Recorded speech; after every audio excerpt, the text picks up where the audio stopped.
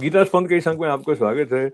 देखिए, हम सब अपने-अपने तौर पर प्रयत्न करते हैं, हम जाएँ वहाँ से आगे बढ़ने का प्रयत्न करते हैं और जब कोई ज्ञानी हमारे सम्मुख आ जाते हैं, तो उनके भीतर की जो शांति है, उसके स्पंदन जो हैं, वो भी हमारी चेतना पर कुछ असर करते हैं और कुछ महापुरुषों की सन्निधि में बैठकर ऐसा लगता है कि हमें विशेष प्रकार की शांति मिल गई है। हम जहाँ जाते हैं, उस तरह का भाव थोड़ा बहुत हमारे भीतर संचरित होता है।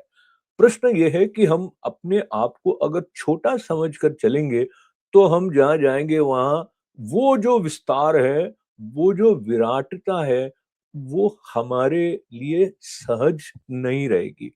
इस बात को थोड़ा समझने के लिए भगवद गीता का जो 7वें अध्याय का 23वां श्लोक है, उसमें भगवान श्रद्धा की बात भी कर रहे हैं और वो किस तरह से रिस्पॉन्ड कर रहे हैं, उसका संकेत भी आता है।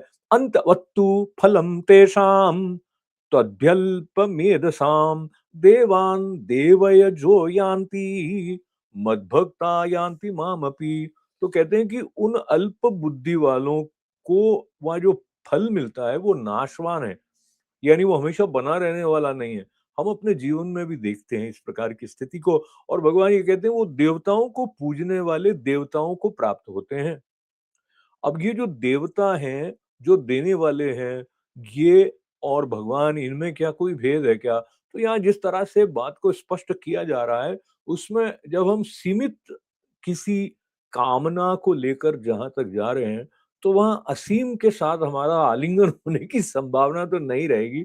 इसके बाद भगवान कहते हैं कि मेरे भक्त चाहे जैसे ही भजें, अंत में वे मुझको ही प्राप्त होते हैं।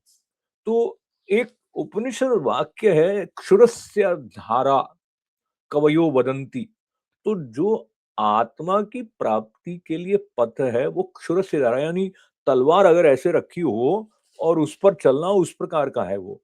यानी कि संतुलन बनाए रखना होता है जैसे नट बनाकर रखता है उस प्रकार से जीवन में मुख्य बात ये है कि जो लालच है ये पांचों जो काम, क्रोध, मद, लोभ, दंभ इत्यादि हैं, वो खींच के कहीं और न ले जाएँ। उससे बचने के लिए जो आंतरिक शक्ति चाहिए, वो स्वयं को आत्म रूप में देख पाने के बाद ही अर्जित हो पाती है।